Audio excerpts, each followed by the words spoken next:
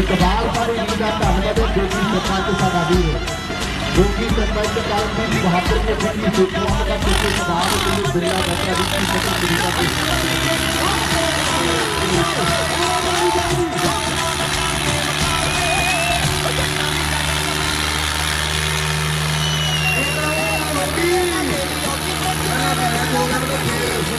क्योंकि हजे का टीम कमान के कुछ भी हो सकता है कि हजे तक गोपी मोदी गल पे गोपी पहला ब्रादर फिर सलाम फिर नोट फिर भी गल छेड़नी है